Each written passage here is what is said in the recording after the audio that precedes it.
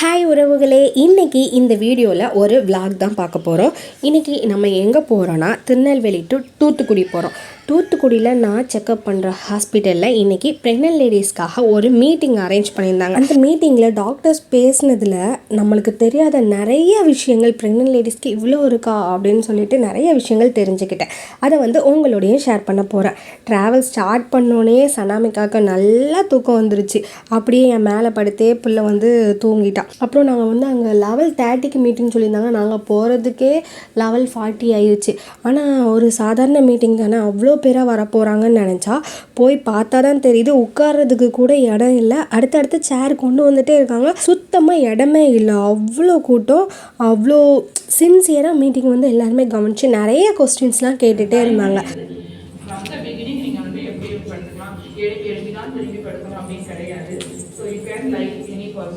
After 28 weeks அந்த Gravite uterus அப்படியே அழுத்துறதுனால பேபிக்கு போகிற பிளட் சப்ளையும் கொஞ்சம் ஹிண்ட்ரன்ஸ் இருக்கும். அப்படிங்கிறனால மோர் டுவர்ட்ஸ் லெஃப்டாக திரும்பி படுக்கிறது பேபிக்கு நல்லது அப்படிங்கிறதுனால.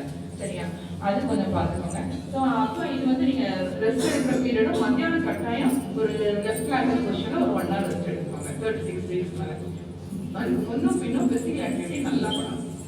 இதுதான் ஆக்டிவிட்டியை பற்றி overall message. Hope you understood. Night ஒரு 7 hours 8 hours தூங்க. சில பேருக்கு இன்னும் அந்த யங்கர் ஜென்ரேஷனுக்கு அந்த டைமிங்ஸே மாறிடுச்சு. எல்லாம் படிக்கிற நேரமே 2 o'clock வரைக்கும் படிக்கிறாங்க. 10th ஸ்டாண்டர்ட்லேயே 2 o'clock வரைக்கும் படிக்கிறாங்க. அப்புறம் மொபைல் படிக்கிறாங்க. அப்புறம் அந்த டைமிங்ஸே மாறிடுது. So I cannot change my own Sun. So நான் தூங்குற டைம் 2 o'clock 3 o'clock, அதுக்கப்புறம் எழுபுற டைம் 11 o'clock இப்படி மாறிடுது. பட் ஓவராலாக எங்களை பொறுத்தவரை முடிஞ்சா மாற்றிக்கங்க. இல்லைன்னா overall sleep hours 7 to 8 hours per day இருக்கிற மாதிரி பார்த்துக்கோங்க. சில பேர் ஸ்லீப் ஹவர்ஸ் எப்படி டாக்டர் கேட்பாங்க, அதுக்காக விட ஆன்சர் சரிதானா. அண்ட் ஸோ லைஃப் வாட்ஸை ஹோப் யூ ஆல் அண்டர்ஸ்டுட். ஏன்னா எழுப்பி படுத்தாதான் கொடி, படுக்கலைன்னா கொடி சுற்றிக்கிறோம், அதெல்லாம் கிடையாது. இந்த கொடி சுற்றிக்கிறவங்களோட எங்களுடைய ஸ்கேன் ரிப்போர்ட்டில் எங்களோட ரேடியாலஜிஸ்டுக்கே இன்ஃபர்மேஷன் எப்படின்னா, கொடி சுற்றிக்கிறத தயவுசெய்து ஸ்கேன் ரிப்போர்ட்டை கொடுக்காதீங்க. ஏன்னா அதில் ஒரு ஆன்சைட்டி அதை கொண்டுட்டு ஒவ்வொரு இடமா இன்னும் எல்லாரும் இல்லை. எங்களுடைய பேஷண்ட்ஸ் அண்டர்ஸ்டாண்ட் பண்ணிக்கிட்டவங்க நிறைய பேர் இருக்காங்க. பட் சில பேர் அண்டர்ஸ்டாண்ட் நீங்கள் பண்ணாதவங்களுக்காக சொல்கிறோம். கொடி சுற்றிக்கிறதுங்கிறது நிறைய பேர் டெலிவரி, நார்மல் டெலிவரியே இருக்க தான் செய்யும். டியூரிங் டெலிவரி அது இறங்குறதுக்கு எது கஷ்டமாக இருக்குது அப்படின்னா நமக்கு இதில் தெரிஞ்சிடும். ஹார்ட் பீட் ரெக்கார்டிங் பார்த்துக்கிட்டே இருப்போம், க்ளோஸாக மானிட்டர் பண்ணியிருப்போம். இங்கிலேவர் ஒரு ஷார்ட் கார்ட் அது கழுத்தை சுற்றி இருக்குன்னா அது இறங்கும்போது அது கழுத்து கொஞ்சம் நெரிக்கும் போது பார்த்துட்டோம்னா அந்த ப்ரெஷர் கூடாமல் இருக்கிறதுக்குள்ள சில மருந்துகள் கொடுப்போம். அதான் அந்த பொடிகள் அந்த மாதிரி. It doesn't directly reduce the fidelity. ஒரு கால் வீக்கத்தை நேரடியாக அது குறைக்கிறது. So I hand over the mic to a pediatrician. Welcome you sir.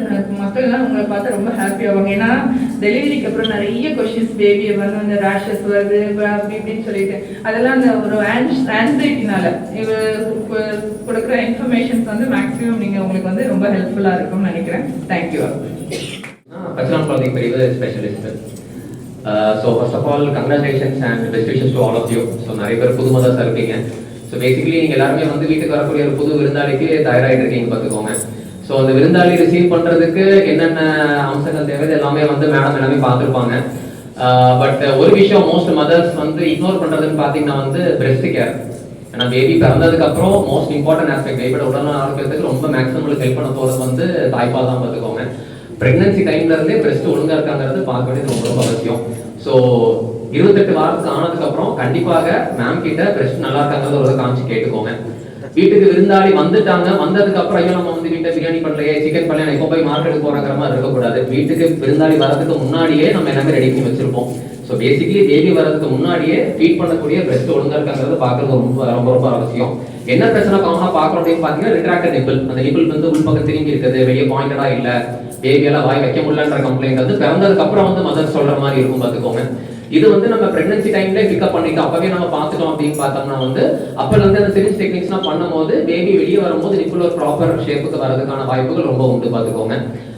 So இதுதான் மோஸ்ட் இம்பார்ட்டன்ட். பிறந்ததுக்கு அப்புறம் நம்ம பார்க்கக்கூடிய காமன் பிரச்சனைகள் அப்படின்னு பார்த்தீங்கன்னா அம்மாவுக்கு பால் கம்மியா இருக்குது, எக்ஸ்ட்ரா பவுடர் பால் ஏதாவது போடலாமா அப்படின்ற மாதிரி ஒரு காமன் கொஸ்டின்ஸ் வரும் பார்த்துக்கோங்க.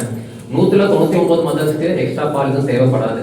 அண்ட் மொதல் 2 நாள்ல பால் சுரக்கிற தன்மை கொஞ்சம் கம்மியாக தான் இருக்கும். அது வரி பண்ணிக்க வேண்டாம். அந்த கம்மியான பாலே பேபிக்கு போதும். ஏன்னு பார்த்தீங்கன்னா அது பால் மாதிரி தண்ணியா இல்லாம கொலஸ்ட்ரால் சொல்லி கட்டியாக தான் வரும் பார்த்துக்கோங்க. அந்த கட்டியான பாலே பேபிக்கு தேவையான ஊட்டச்சத்து, பசி, தாகம் தீக்கிறதுக்கு போதுமான அளவாக இருக்கும். நீங்கள் இப்போ பார்த்தது எல்லாமே வெறும் ஒரு 25% தான் இருக்கும். இன்னும் நிறையா இருக்குது, அவங்க பேசுனது நிறையா இருக்குது.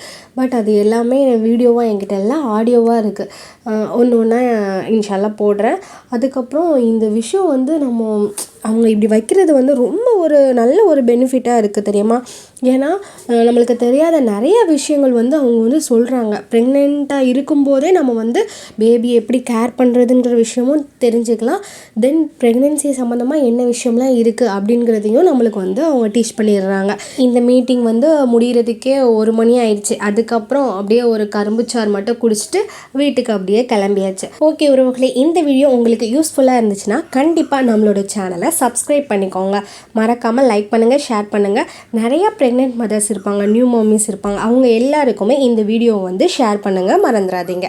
Thank you so much for your வாட்சிங்.